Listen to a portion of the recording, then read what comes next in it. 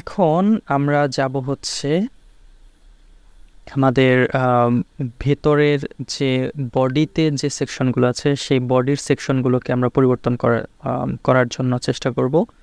তো আমরা তারপরে যেটা দেখব সেটা হচ্ছে স্লাইডারটার ক্ষেত্রে ঠিক সেমভাবে আমরা এডিট উইথ এলিমেন্টরে যেতে পারি, কিন্তু আমরা আরও একটি পদ্ধতি দেখাচ্ছি। সেটি হচ্ছে যেমন আমাদের এখানে দেখতে পাচ্ছেন পেজেস।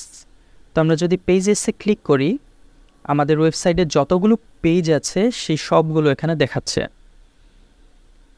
তো আমরা প্রথমেই যে পেজটি দেখতে পাই সেটিকে আমরা এখানে হোম পেজ নাম দিয়েছি।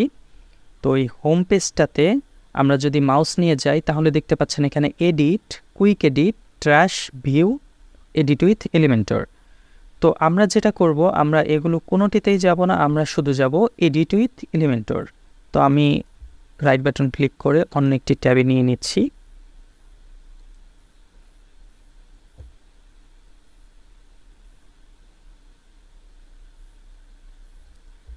এখন দেখতে পাচ্ছেন হোম পেজটি চলে এসেছে, এডিটিং প্যানেলটি চলে এসেছে। এখন আমরা যদি স্লাইডারটি চেঞ্জ করতে চাই বা স্লাইডারের কোনো কিছু পরিবর্তন করতে চাই তাহলে আমরা কি করব? আমরা দেখতে পাচ্ছেন স্লাইডারের উপরে যে একটি পেন আইকন আছে, তো এখানে আমরা ক্লিক করব। ক্লিক করার পরে দেখতে পাচ্ছেন আমাদের 3টি স্লাইড আছে। এখানে দেখতে পাচ্ছেন 1টা, 2টা, 3টা, এবং এখানে দেখতে পাচ্ছেন সেই 3টি স্লাইডার। তো আমরা যদি এগুলো চেঞ্জ করতে চাই তাহলে সেই ক্ষেত্রে আমরা এটাতে ক্লিক করব। ক্লিক করে যেমন ব্যাকগ্রাউন্ডের যে ছবিটি আছে সেটা যদি চেঞ্জ করতে চাই, আমরা এই ইমেজে যাব, চুজ ইমেজ। এখানে আমরা যে কোনো ছবি দিয়ে দিতে পারি, যেমন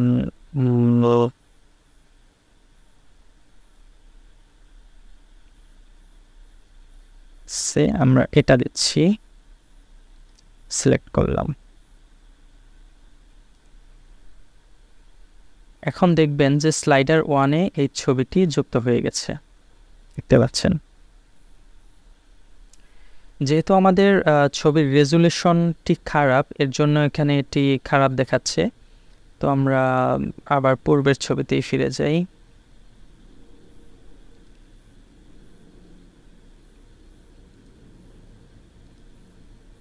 হ্যাঁ, তো এভাবে আমরা ছবি চেঞ্জ করতে পারি। তারপর হচ্ছে ছবির উপরে দেখতে পাচ্ছেন কিছু টেক্সট আছে। তো সেই টেক্সটগুলো আমরা কিভাবে যাব? যেমন এই ব্যাকগ্রাউন্ডের পরে দেখতে পাচ্ছেন যে কন্টেন্ট।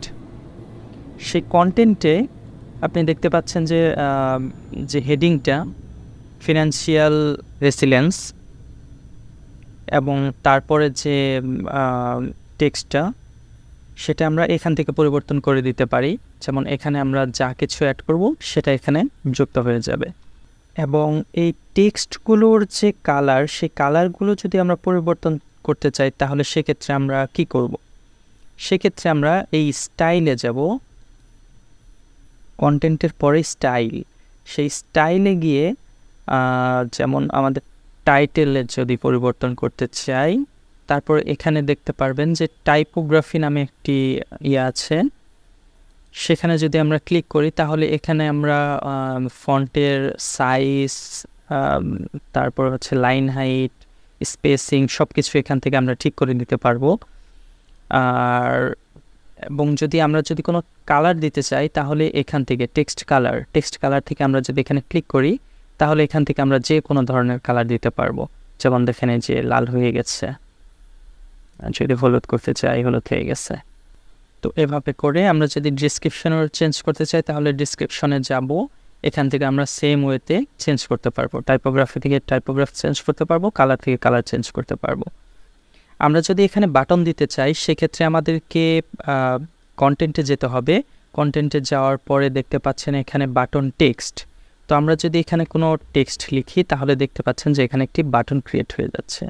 তো যেহেতু আমরা বাটন দিচ্ছি না সেহেতু আমরা টেক্সটে উঠিয়ে দিচ্ছি। আমরা আপডেট দিয়ে দিই।